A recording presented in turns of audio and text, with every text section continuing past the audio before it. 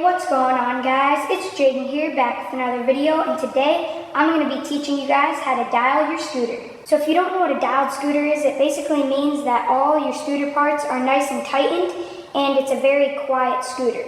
Another good reason why you should want your scooter dialed is because when you go off jumps and you land them, it's a lot more of a softer landing, at least for me it is, just because your scooter's all tight and it's one piece. And it's a very firm scooter when you land, so it just feels a lot nicer than landing on a rattly scooter. And how you can tell if your scooter's dialed is just simply by doing this drop test I'll show you.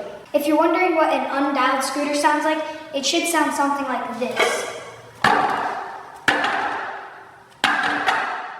As you can tell, it's all rattly and sounds all loose. But I'm going to be teaching you guys how to fix that. And the main things that are causing this to sound rattly and loose is the headset, the wheels, and sometimes it can be the brake.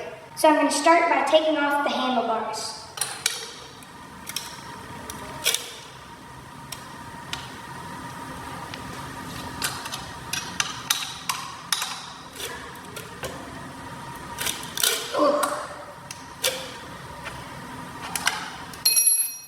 So now that I've got the clamp loosened, now I'm going to take off the handlebars. This can sometimes be a little bit tricky, but I'll show you the technique that I use so it won't be such a pain.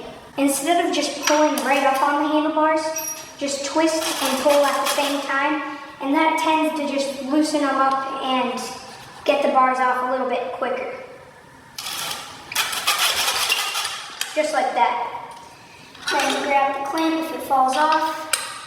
And now this exposes the headset. So here's the headset. If you're wondering what compression I run, it is mini HRC, or just think of it, it's basically HRC.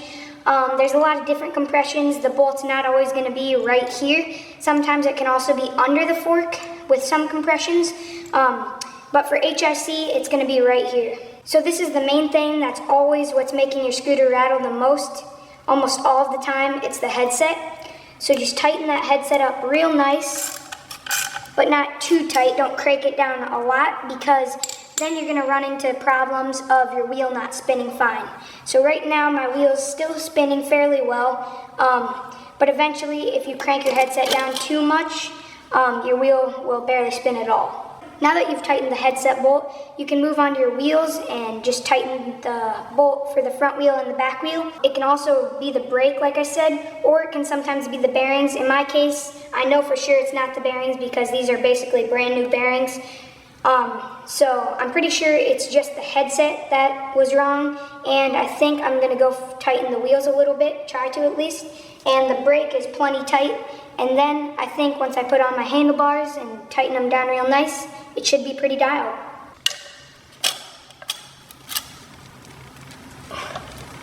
So the front wheel tightened a fair amount. Just make sure it still spins well, which it does, so that's good.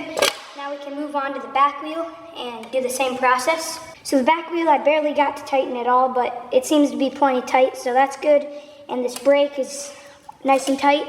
So now I'm going to put on the handlebars, tighten down the clamp real nice, and we'll see if it's dialed. Now let's slide the bars onto the fork.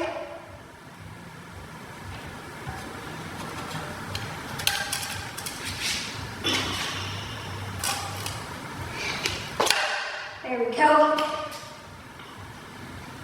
Now that the bars are on, you're going to want to make sure your wheel is aligned with the bar how you like it, and then all you have to do is tighten it down. Also, make sure to evenly tighten your bolts, and how you can tell when your bolts are evenly tightened, the little gap on the clamp, you want to make sure that's a straight line, and the bottom bolt is obviously not tighter than the top bolt, or vice versa.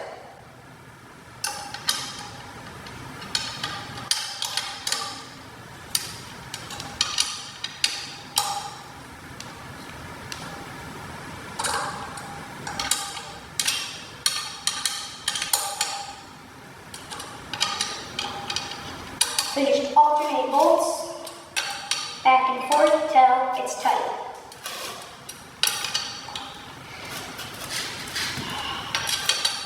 Now that everything is put back together nice and tight, let's do the drop test and see if this thing's dialed.